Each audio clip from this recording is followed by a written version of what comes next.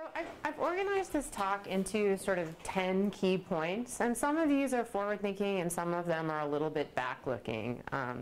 Basically, the story that I want to tell is about how the world of documentary started changing about 5 years ago, around the time that YouTube happened, and sort of look at this continuum of how it's been changing over the last few years and what I see kind of continuing to change, and in particular where the opportunities are for people like yourselves.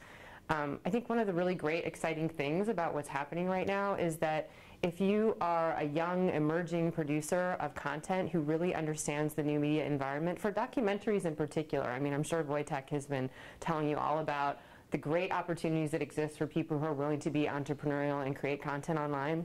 In the world of documentaries, this, I would say, is such a game changer that if you're somebody who understands it, you can easily compete with someone who's been making feature films and winning Oscars for 20 years, because that person doesn't understand what I'm about to tell you and isn't really prepared to grasp it, whereas you guys can kind of take this ball and run with it. So I hope there will be some interesting things to think about in this talk. I want to take a brief moment to kind of revisit what the old school world of feature documentary making looked like, because I think some of you might be a little too young to have experienced this in a meaningful way. The big problem with documentaries, and the reason why they were very scarce and very hard to monetize, had to do with several factors. One is that they were very expensive and difficult to make. And I'm talking, when I talk about the old days, I'm talking about like maybe 10 years ago. We're not talking about ancient history here. They're very expensive, very difficult to make. They were not profitable. They were almost impossible to monetize. It was strictly a not-for-profit engagement. They were seen by relatively few people because they would typically only appear in art house theaters, maybe in film festivals. There really wasn't adequate TV venues for this kind of programming. And most importantly of all, a lot of people get into documentary filmmaking based on this idea that documentaries are going to change the world. But history showed time and time again that classic old-school feature-length documentaries were actually really expensive, very ineffective ways to create change. They might do a great job of getting people really emotionally worked up about an issue, but as soon as they walk out of the theater or turn off the TV, they just go home and do absolutely nothing. They continue to live their lives exactly the same way. And this was shown time and time again. And that created a lot of problems for documentarians that are changing now, which I'll talk about. So with that said, I want to talk about the first major change that happened to documentaries once they started to move online, and that is that the size began to shrink. You all know that online content tends to be more in the 5-minute vein as opposed to traditional television content, which was always a half an hour or more. And of course that's because in the old media environment, people tended to watch TV and films in a theater or on their couch. They tended to watch between the hours of 7 and 10 p.m., i.e. prime time, and they were captive audience. So broadcasters created all of these standard models like the half-hour sitcom or the hour-long drama that were made to cater to that captive audience. And that really didn't work for documentary. If you think about it, to this day, the major networks don't show documentary films. They have news magazine programs, but other than PBS, you really don't see classic documentaries. There are some venues in cable. We have, you know, the Independent Film Channel and the Documentary Channel and the History Channel and so on, but they really were relegated to niche status in that environment. And part of the reason is because there wasn't a critical mass enough of an audience who really had the attention span to sit through an hour-long documentary. So as soon as formats began to shrink to 5 minutes, 10 minutes, 15 minutes, formats that were more web-friendly, not only did you have a lot more opportunities to broadcast documentaries, but those little bite-sized chunks that people watch during their commute to work, during their lunch break, in the middle of their work day, that for a lot of people in terms of nonfiction programming, that's a snack-sized piece that they can digest, whereas not everybody was really ready for hour-long documentaries. This spurred a couple of really interesting early examples of documentary websites. One of my favorites continues to be a site called mediastorm.org. If you're interested in kind of arty, creative approaches to documentary storytelling, this is a really great example to look at. They continue to put out new films. They also have some training tools online. So there you can get some great advice about aesthetics and style and approaches to making short-form documentaries. There's a variety of topics on this site, but what they have in common is they're all pretty artistic. They use really beautiful photography and cinematography. And this is another innovation that really came via the web in short formats. you now see a lot of really interesting documentaries being made out of high quality stills. And that's not really a sustainable tactic for a feature-length documentary, but for 5 or 10 minutes, you can make a really beautiful, artful film using stills. I brought one example, which is a great example of the kinds of films that MediaStorm makes. They tend to be profiles, and they really they're often about quirky, interesting characters that really illustrate some aspect of the human condition. You're nodding. I don't know if you've watched this site before, but they're really some interesting things. I don't want to show this entire film because it's about 20 minutes long and it's a bit graphic, but it's really haunting, and I think worth taking a look at a few minutes just to see the style. This is a film called The Ninth Floor. It's about an apartment in New York that was rented out by an artist back in the 70s who had a drug problem. And he started inviting friends who also had drug issues into this apartment. And over time, it just sort of descended into chaos and became full of drug addicts who were all sort of flopping there and not paying the rent. And this young journalist, photojournalist, started spending time. She had a chance encounter with someone who lived in this apartment, started spending time there. And as you can imagine, this is a dicey environment for trying to bring in a video camera. But what she could do is take some really powerful stills, and then she did some audio interviews with a few key characters and built some profiles into a story, which I don't think this could be a feature-length film, and I don't think it could necessarily live anywhere but on the web, but I think it's a really great example of powerful storytelling. So I'll just show a few minutes of this.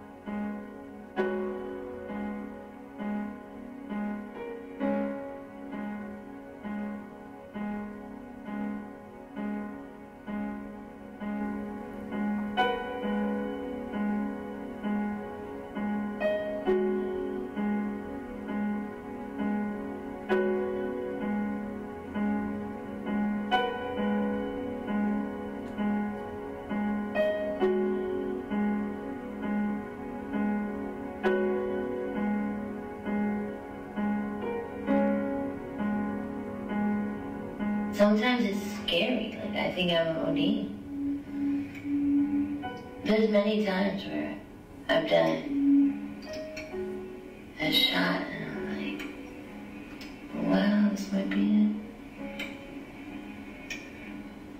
I think I've cut myself out of dying many times.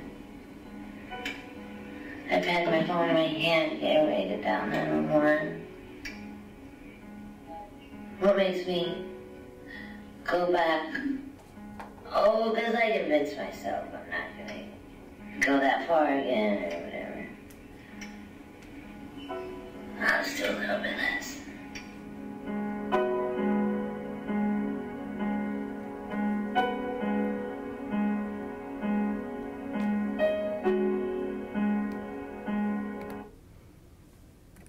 Okay, so I think that's an example of how, you know, given the right artistic touch, photographs can actually be, I probably don't want to pause there, more powerful than video and open up a lot of worlds that you can't necessarily get a video camera into. And that's something you're seeing more and more of online, particularly in the world of journalism, right? If you watch NewYorkTimes.com, they have some really fascinating short stories that are often told through photographs and voiceover.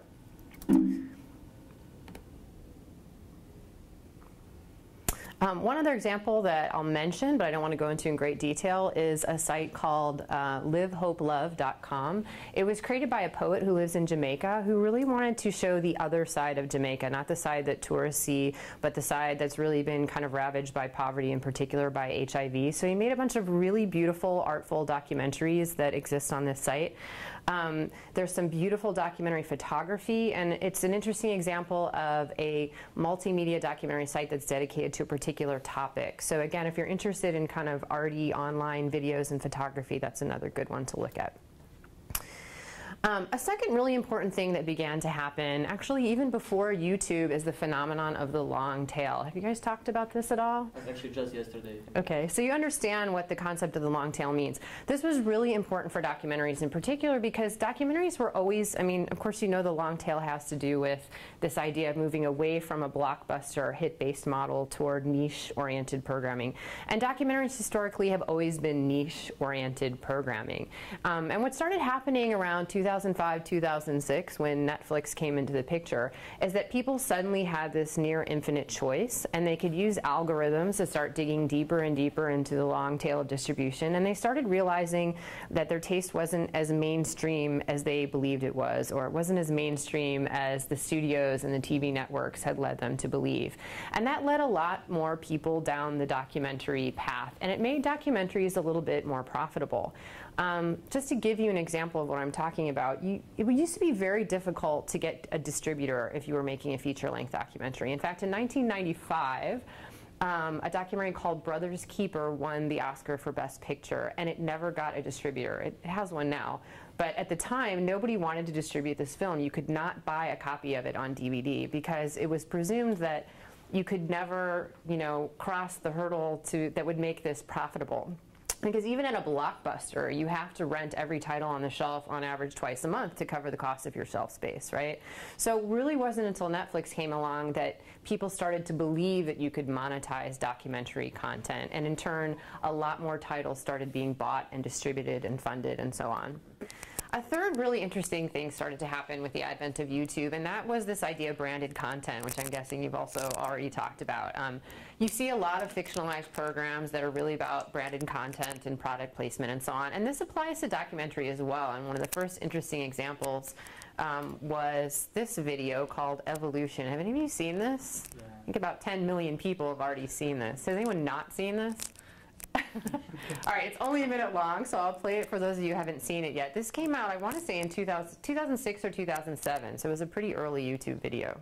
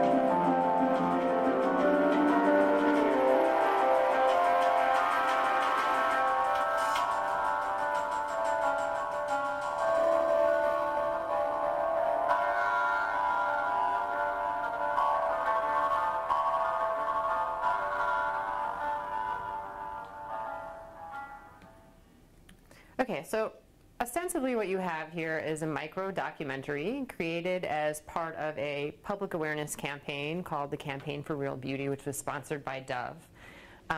It was one of the most watched YouTube videos of 2007. About 10 million people saw it. It cost almost nothing to create. It cost absolutely nothing to broadcast. And obviously it reached a really wide audience. And more importantly, it didn't just reach a broad audience with its message. It contains a link to the Campaign for Real Beauty, which also in turn contains links that you can use to buy Dove soap. Now, I've heard all sorts of conflicting and vague reports about whether or not this campaign was actually successful in selling more Dove soap. But what I know was successful in doing was creating a new model for advertising, which is really kind of like the stealth ad that looks like a documentary or a public service announcement.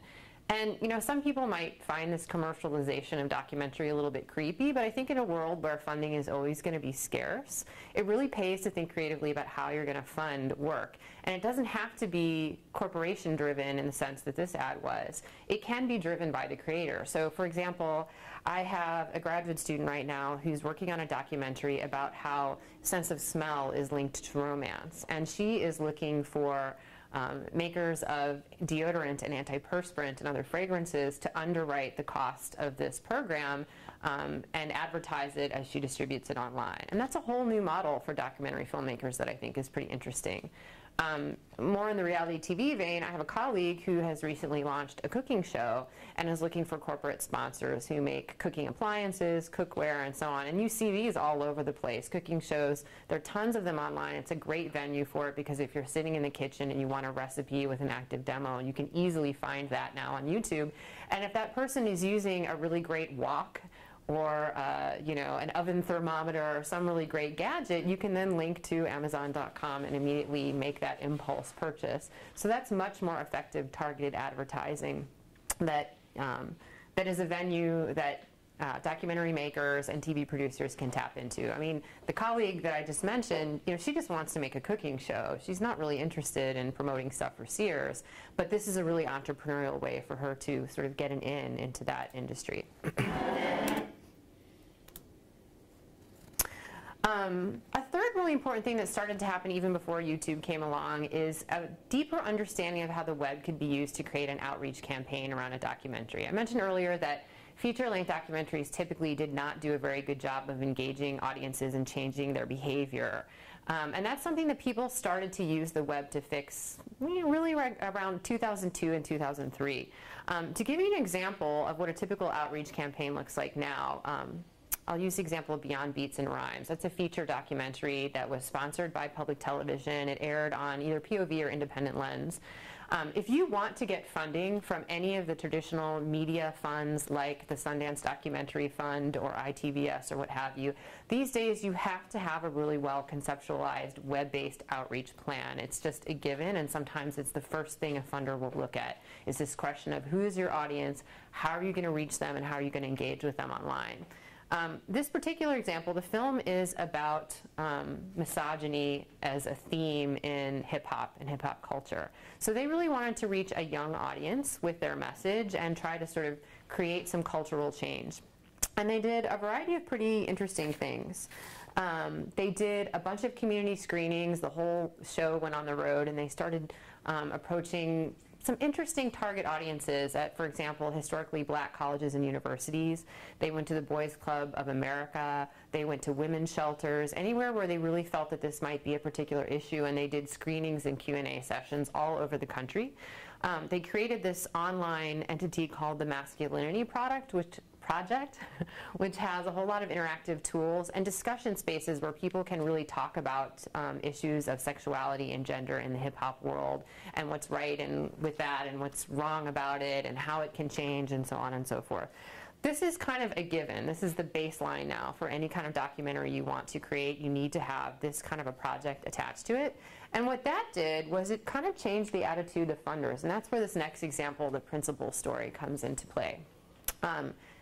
I would say about 6 or 7 years ago, when I was looking for funding for a documentary, if I went to nonprofit organizations that dealt with that issue, whether it was education or drug abuse or what have you, a lot of those entities would specifically say in their guidelines, we do not fund media, we do not fund documentaries. And you can't really blame them, because the thinking was, why would I want to spend hundreds of thousands of dollars making a film that's going to be seen at a festival by a few people when I could plow that money directly into the problem? It's a really difficult purchase to justify, particularly to donors.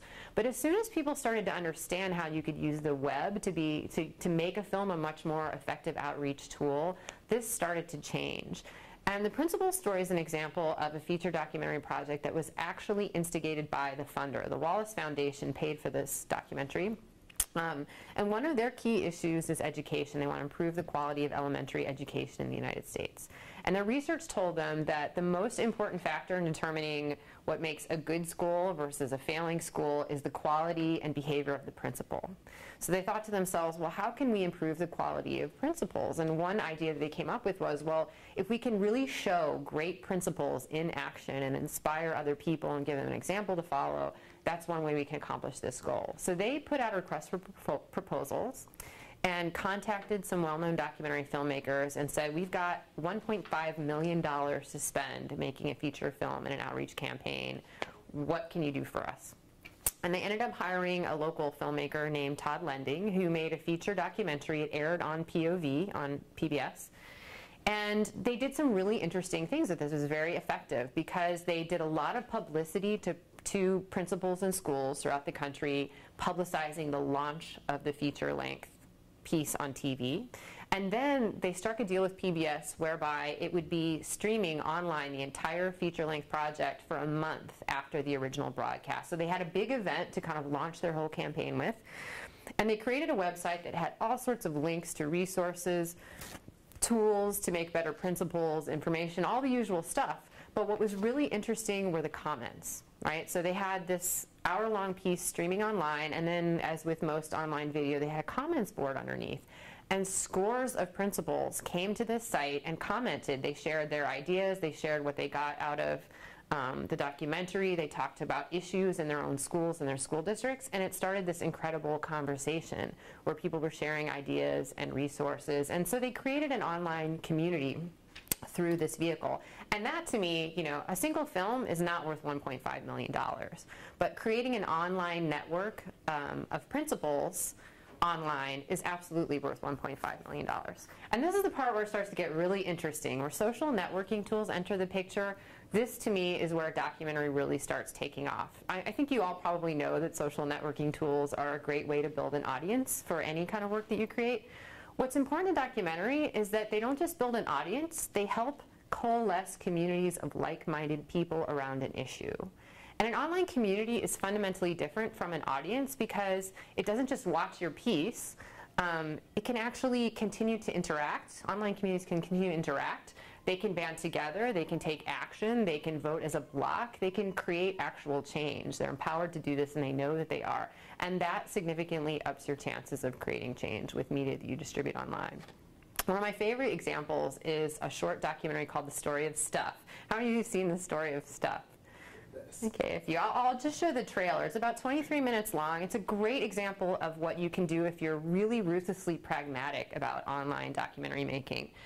This is created by a woman named Annie Leonard, who was traveling around the country giving presentations about basically how consumerism was destroying the planet. And she knew she was having a really great impact on her audiences, but she could only speak in front of so many audiences. So one day it occurred to her, if I just make this into a video and I distribute it online, I can reach so many more people. So she came up with a very simple formula that basically involves her presentation with some simple animated graphics. And then she distributed this online. I'll just show you the trailer. Gives you an idea of the format. Very easy to make. Students of mine could make this. It's all about externalizing the costs. What that means is that the real costs of making stuff aren't captured in the price. In other words, we aren't paying for the stuff we buy. I was thinking about this the other day. I was walking to work and I wanted to listen to the news, so I popped into a Radio Shack to buy a radio. I found this cute little green radio for $4.99. I was standing there in line to buy this thing, and I was thinking, how could $4.99 possibly capture the cost of making this radio and getting it into my hands? The metal was probably mined in South Africa. The petroleum was probably drilled in Iraq. The plastics were probably produced in China. And maybe the whole thing was assembled by some 15-year-old in a maquiladora in Mexico. $4.99 wouldn't even pay the rent for the shelf space it occupied until I came along, let alone part of the staff guy's salary who helped me pick it out, or the multiple ocean cruises and truck rides pieces of this radio went on. That's how I realized I didn't pay for the radio. So who did pay? Okay, why do I love this example? I love it because it's cheap. It's really effective. It appeals to an incredibly broad audience because, as you can see just from this clip, it's simple enough that it's totally appropriate for use in a third-grade classroom. And of course, like most people who do this work, she created a study guide that teachers can use to make it very easy to use it in their classroom. But it's also clever enough that it's engaging for people my age, people who are, really pretty well educated even on this topic. So it's a great example of how you can use online documentaries, a very low-cost, simple tool to reach a lot of people. This thing, last time I checked, they used a really great, successful social marketing campaign, which I'm guessing you all kind of are starting to understand how to instigate. And they ended up reaching, this is a year ago I last checked, 7 million people have watched this video that was primarily distributed through people digging it and liking it on Facebook and posting it and tweeting and all that sort of thing. 7 million people, but that's not all. What was really great about this is they, again, created an online community that lives at their website. They have an email list, and it was so popular, this format, that they made it into a series. So now I'm on their mailing list. Every couple of months or so I get an email announcing that they've come out with a new installment, and they've now done the story of electronics, the story of bottled water, the story of cosmetics, all these kind of fundamental consumer-oriented issues that have to do with our disposable culture. They're short, they're easy to digest, and there are always some very simple things that you can do in terms of how you might live your life differently so that your carbon footprint shrinks. And if you really want to know more, you go to their website. There are links, interactive tools, all sorts of interesting ways you can learn more.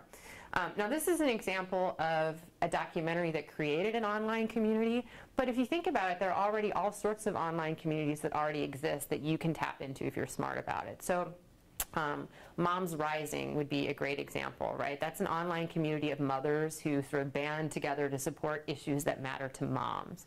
If you wanted to make a documentary about, I don't know, the hazards of industrialized baby food, I'm making that up, but if you wanted to make a documentary exposing that issue, you could go to momsrising.org. You could appeal to their many, many, many members for $5 a piece in funding to help get the project kick-started.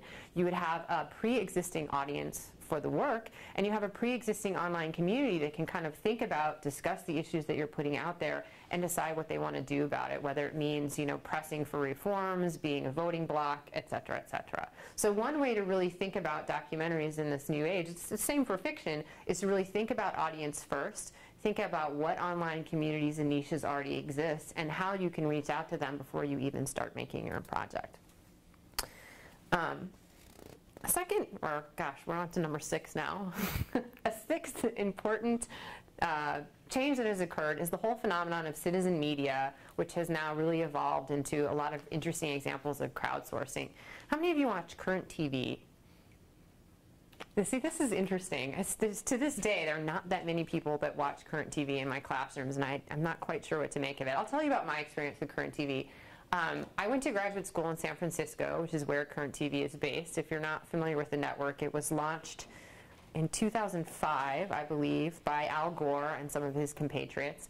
And they had this kind of wacky idea that they were going to democratize journalism by creating a network that would have a fundamental online component whereby anybody in the world could upload a documentary. So instead of having their own team of correspondents, which may or may not have their own kind of personal style or a network-based slant politically and otherwise, they would let anybody tell their story in whatever style they wanted, and all of these stories could be uploaded to the internet. Online viewers would vote on the content, and the best content would naturally bubble up to the surface. That, in turn, would be purchased and broadcast, would be paid for and broadcast on their traditional network, which appears on cable TV. I remember thinking they were absolutely crazy because there was no way that regular, ordinary people were going to make good enough content that anybody would want to watch it. In fact, everybody I knew who was a documentary maker was just appalled by this idea. And within a few years, Current TV was in 50 million homes. It is the fastest growing network in history. They now have They have a sister network in the UK and one in the United States. I think it's the youngest network ever to win an Emmy, and so on and so on and so on. So they've actually been really successful. They've grown very fast. They've evolved and spread out into a lot of areas at this point. But really what they understood was the power of diversified content and the power of storytelling that is very immediate and comes from the source. So they were able to do things like getting people who lived in New Orleans to report on the whole Louisiana tragedy, the floods that happened, however many years ago it was. They had various viewers uploading their home videos about what exactly was happening on the ground, and that was much more compelling reporting than what you were seeing on the mainstream networks. Now that's kind of old news at this point, but that concept has expanded into some really interesting crowdsourcing ideas. And some of the things I'm about to talk about don't exactly look like documentaries, but I think they're fodder for some interesting things to think about as you start to imagine what new documentaries might look like. One interesting example is something called Twitter Vote Report. This was a very last-minute sort of cobbled-together effort that brought together NPR and a few other public media entities. They created a website a few weeks before the 2008 election, and what they wanted to do was crowdsource reporting on the election as it was experienced by voters on the ground. So they created a web-based interface whereby people could upload videos and they could have a Twitter feed and so on, and people could document their experience at the polls or in general their experience of that day. And there were just thousands of people who contributed to this really kind of amazing snapshot of what it was like all over the country. And what was really interesting about it was that in some cases people reported about problems at their own polling place. And because of the immediacy of this format, some of those issues could actually be recognized and solved before the polls closed that day. So it's a great way of actually sort of supporting and promoting democracy. Obviously, I think you're all pretty familiar also with some of the implications for human rights campaigns happening around the world and the way social networking combined with uploading of documentary videos is helping people in some very far-flung places where there isn't open and democratic media get their story out and create some really revolutionary change. In a similar vein, Eyewitness is a project that was created about a year or two by Frontline World, which is the online twin to Frontline, the documentary series that airs on PBS. So Frontline World is kind of shorter form documentaries that follow some similarities to the Frontline brand. Eyewitness is kind of the user-generated version of this. And to give you an example of the kinds of things you see on Eyewitness, the very first story that was posted and broke on Eyewitness was made by a young journalism student, I believe, in South Africa, who happened to be in either Cape Town or Johannesburg a couple of years ago when there were these xenophobic attacks that began happening. There were lots of immigrants flooding in from Zimbabwe because of really bad conditions there. And poor people in South Africa began turning on this new wave of immigrants, and there was a whole upsurging of violence. This young person just happened to be there on the ground, made a competent, if not like hugely artistic documentary, turned it around very quickly, posted it to Eyewitness, and it got so many views that it ended up getting bumped to the PBS homepage. And again, millions of people saw this story. This is a young person who had, you know, no connections, like nothing like that, but happened to be at the right place at the right time. And as a little bit of an aside, I think one other interesting model, if you're somebody who wants to make documentaries about important global issues, a side effect of all of this is that media is becoming very globalized, right? You can be reporting from South Africa to an audience in New York in a very immediate kind of way. So one interesting path that I sometimes advise my students to take is to consider moving to a developing country, a place that interests you, a place where you can sort of park it. And you know, CBS might not have a correspondent there when something interesting happens, or the New York Times might not be getting regular stories out of this part of the world because that's not really where they have their meat and potatoes reporters. But if you're on the ground there, you can not only do some really great local reporting, but be uploading stories to these sites to some interesting mass media entities. I lived in South Africa for a while and did stories for Current TV back in the day. And they thought that was great. They commissioned me to do things simply because I was in South Africa and I was a known entity and they didn't have anybody on the ground there. So that's something you can think about as well. The last crowdsourcing example I want to give is a feature film called Life in a Day. I don't know if any of you have heard of this. It was launched on YouTube last July. And basically it was an effort to make the first crowdsourced feature-length documentary. And it had some pretty heavy names attached to it. It was executive produced by Ridley Scott and directed by Kevin MacDonald. And they basically put out a call to producers on YouTube to document a day in their life. And they wanted it very specifically to be July 24th, 2010. They gave people 24 hours to give a snapshot of their life or something interesting happening in their life. And people were instructed to upload all this content to YouTube, and then an army of editors kind of combed through all this material and created a feature-length documentary out of it. I don't know how they did it without slitting their wrists, but they did it. And the film premiered at Sundance, got some pretty good reviews. And I'm going to show you the trailer. If you look at the trailer on YouTube, one of the interesting things about it is there are comments underneath from people who contributed and talk about how moving it was to actually see this film when it was finished.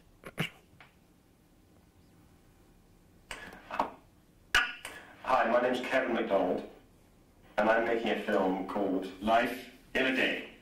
What I want to do is to make a film unlike any film I think that's ever been made before, which is to ask thousands of people everywhere in the world on a single day, which is the 24th of July this year, to film some aspect of their day and then post that material onto YouTube so that we can use it to make a film that is a record of what it's like to be alive on that one day. It'll be kind of like a time capsule which people in the future, maybe in 20, 30, 40, 50, 100, 200 years, could look at that and say, oh my God, that's what it was like, a portrait of the world in a day. You just need to go ahead, take your camera, hopefully something reasonably good quality, go and film something. It could be something that to you seems really banal. It could be your journey to work, watching your baby at bath time, going to the hospital to visit a friend, your birthday, going for a walk in the countryside. Or it could be something much more meaningful to you, much more emotional. They're knocking down the building next to where you live that you've always loved, the death of a friend. It's a little snapshot of your life. Who knows, the 24th of July might be the day that you're getting married. And if it is, I'd like you to film it and send the footage to me. I'd also like to think about a couple of other things. 3 questions I'd like you to answer. First of all, one is, what do you fear most in your life today? What makes you frightened? It could be, I'm afraid of snakes, or it could be population explosion, climate change, or I'm fearful of the witch that lives next door. The second question is, what do you love? Third one, very simple one, what makes you laugh? Politicians, they make laugh. And the last thing I want you to do is, I want you to pull out whatever's in your pocket and film it. So I've got in my pocket my iPhone, some keys. I've got a pen. Now this pen actually was given to me by Donald Sutherland. It's a very cheap pen. He gave me a box of 20, and I've got a tissue. Maybe in your pockets there's more interesting stuff. I'd love it if you did those things, because that would give me something that everybody in the world is doing to help me make this film. It is going to be something unusual, and it is going to be something which has, I think, a kind of social value to it. It's a unique kind of documentary. So prepare for the 24th of July. Thank you.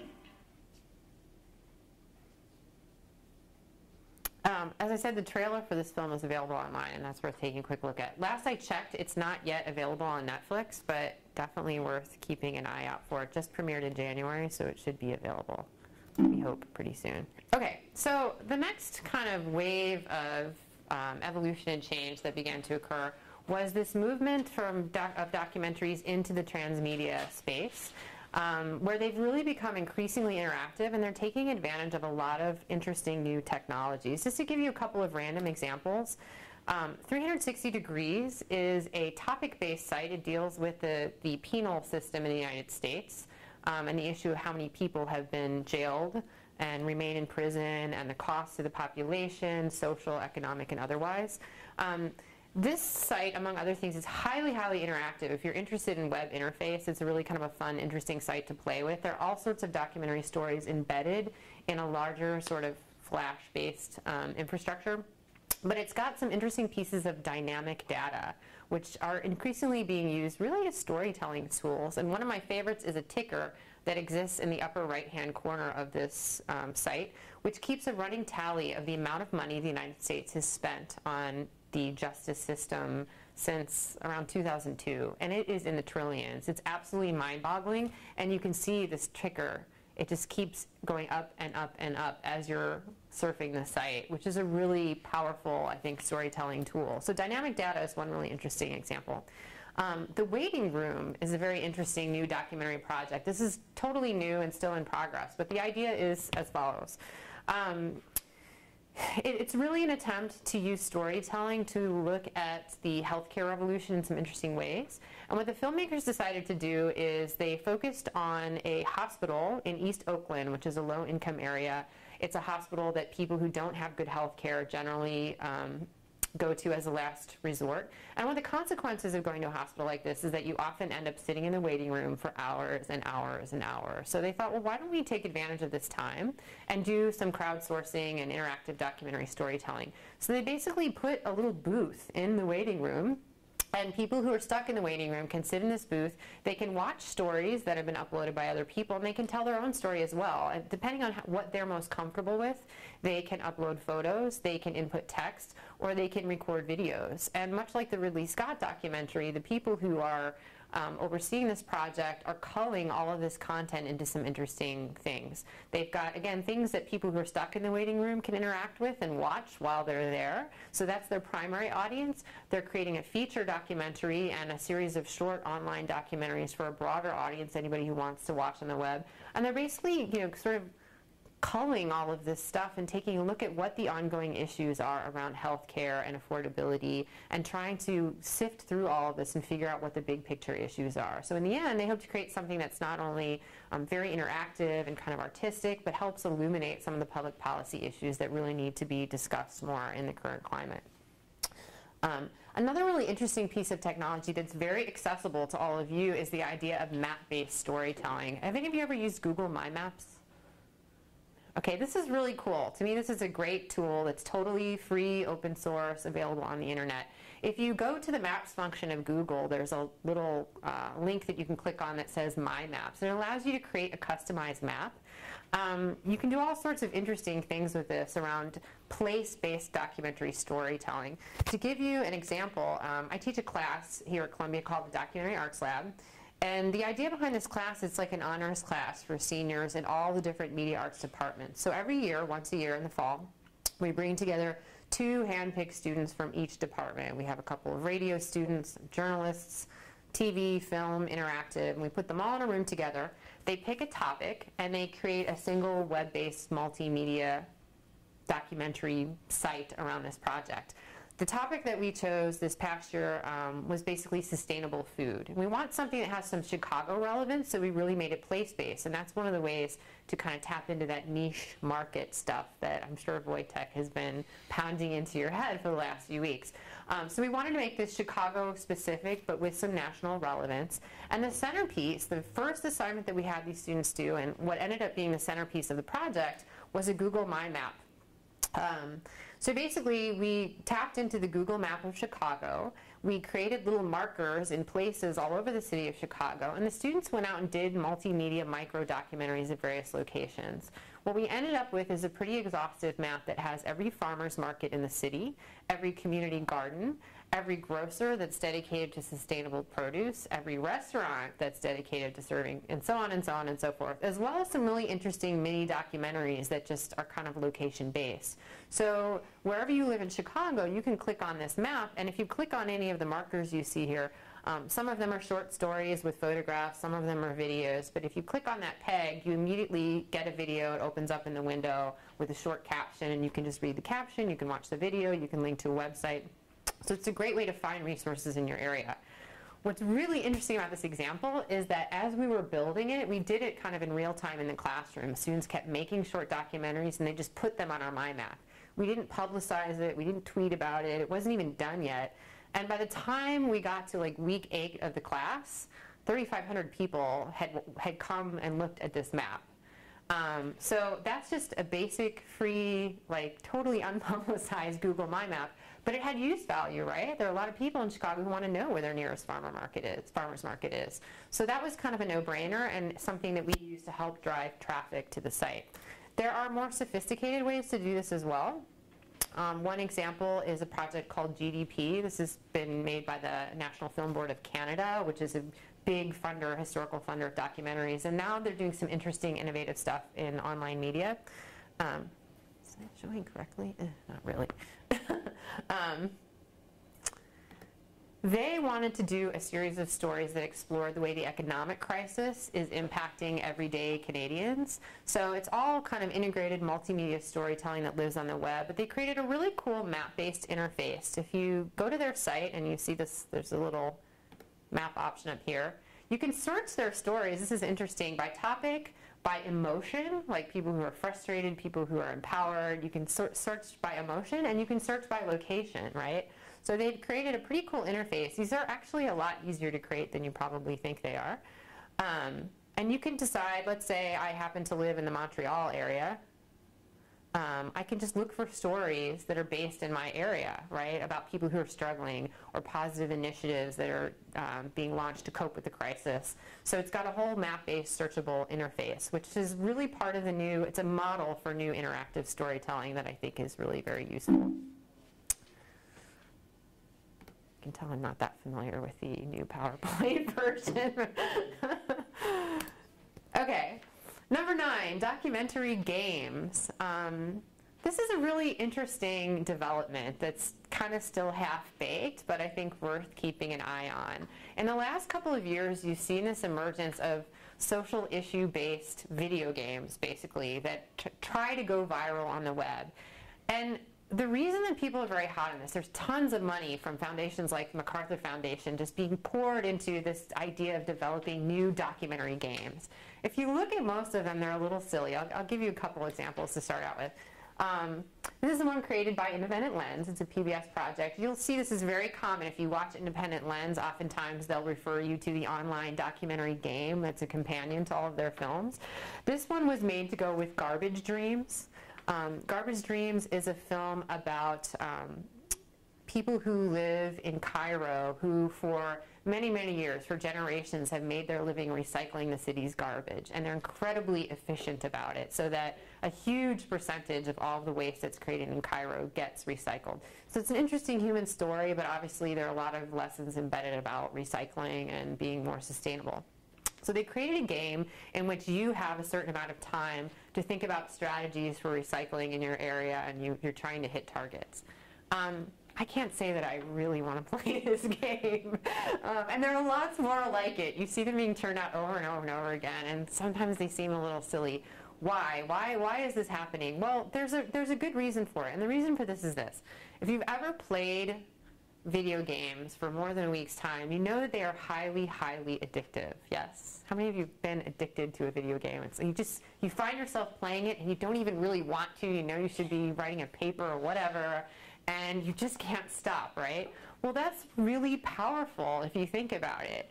That addictive quality that gives people like the stick-to-itiveness to keep working at a problem, if you can harness that in a positive way, that's an incredible tool for creating social change. If you happen to watch TED Talks, there's a great TED Talk on the power of games to change the world, and this new philosophy that if you think about it, games like World of Warcraft essentially involve an online community coming together, slaving for hours at a time to accomplish these abstract goals that aren't even real. And yet people get so wrapped up in it, and they devote huge amounts of their time to it. Imagine if you could take that kind of phenomenon and apply it to actual real-world issues. You could make incredible changes. I mean, you could solve some of the world's biggest problems, right?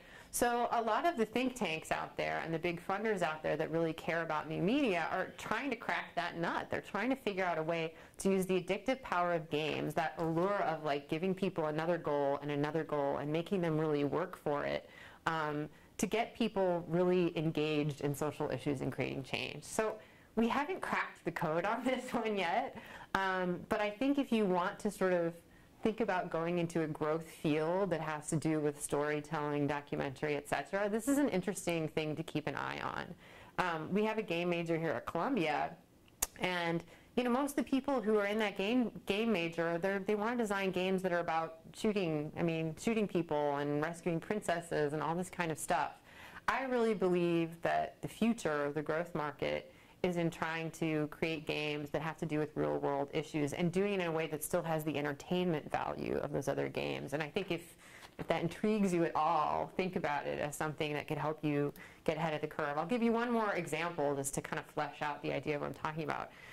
This is a viral video game called Darfur is Dying. It's not connected to a film, it's just connected to an issue site. And this is basically designed to try and get more attention around refugees and their experience in Darfur. Instead of creating the passive documentary experience, it creates a game in which you are a refugee, you live in a refugee camp, and you have to survive. That's your basic goal.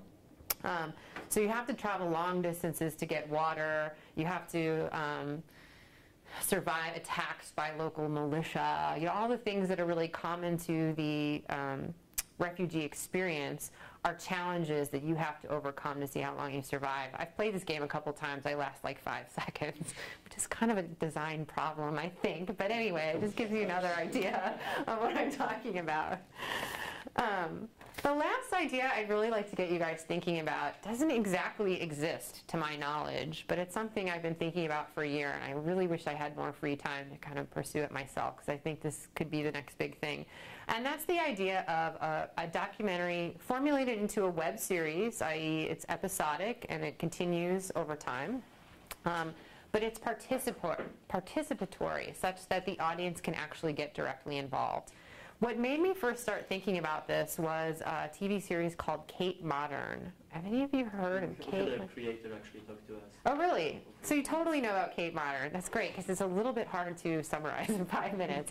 So the beauty of Kate Modern was the way that the audience got involved in constructing the story, right? And in particular, I love the locationality of it, where people would be encouraged to appear at a certain place and time to kind of become wrapped up in this story. I think it's a really great, interesting model for fictional storytelling, and they obviously managed to amass a pretty large audience using this approach.